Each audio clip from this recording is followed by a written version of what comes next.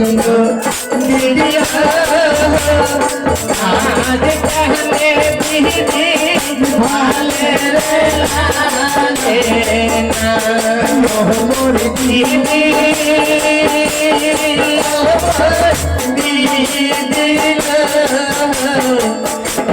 आज कहने दो भाले रे ना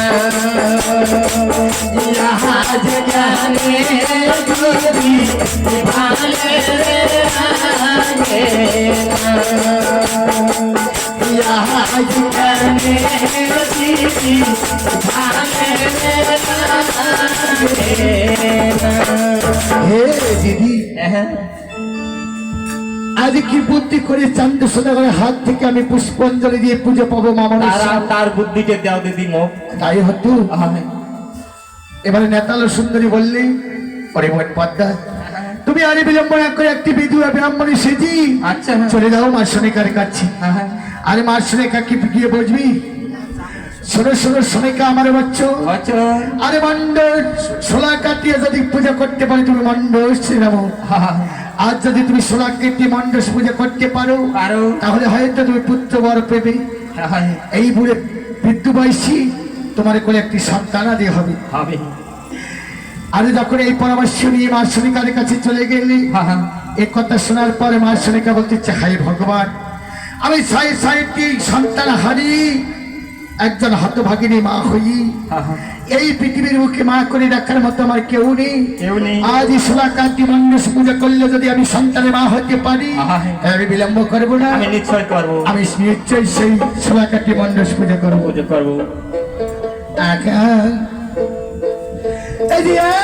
বলিয়া শরিকা কনকাম করিয়া ভগবান ভগবান মালিকে ডাকিয়া কথা লাগবা বলিতে লাগিল হে মালিক আজ তুমি সোনাকে একটি আমার জন্য মন্ডস তৈরি করো আমি মন্ডস পূজা করবো আর ইয়াতে শুনিয়া মালি নাচা কিনল ডয়া আরে চলিয়া গেল মালি একবার ইন্দ্রপুরতে চলিয়া ইন্দ্রপুরে গিয়া মালি সোনার বীজ নেহি মেলে আরে চলিয়া গেল মালি একবার ষষ্ঠম পাতালে এই যে ষষ্ঠম পাতালে গিয়া মালি সোনার বীজ জানিয়া ভগবানী ভগবান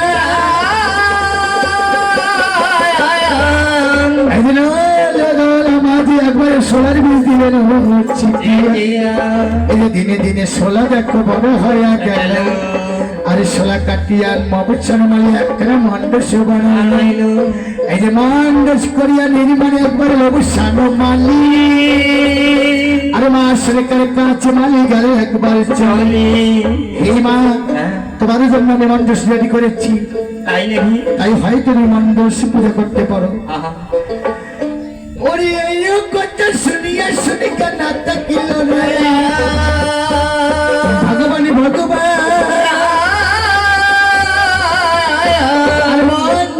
কাছে শরিকা একবার গেল আরে লেঙ্গার সঙ্গে শরিকার সেদিন যোগ্যতি করিয়া আরে মন্ডস পূজা করে একবার ওই চম্পক বলিয়া মন্ডস পূজা মশরিকার শুরু হইয়া গেল আর সিংহাসন হইতে 400 একবার জানিতে পাইল আরে এই কথা শুনিয়া চন্দ্রনাথ থাকিল ভগবানী ভগবান সোনিকার কাছে চন্দ্র একবার গেলেন হে সোনিকা এখানে কি হচ্ছে আজ তুমি মন্ডস পূজা করছো যার সঙ্গে আমার বাদির সংবাদ যার সঙ্গে বাদির সংবাদ করে আমার সাইপুত্রকে হারালাম কালিদাও সাগরী আজ তার আমি সোনাকে মন্ডস পূজা করছো আমার রাজকুশারী আমি শনিকা তোমাকে আমি পূজা করতে দেবো না এই যে লাঠি দিয়ে পূজা সেই দিন দিলে চান্দরি ভাঙিয়ে ভগবানী ভগবান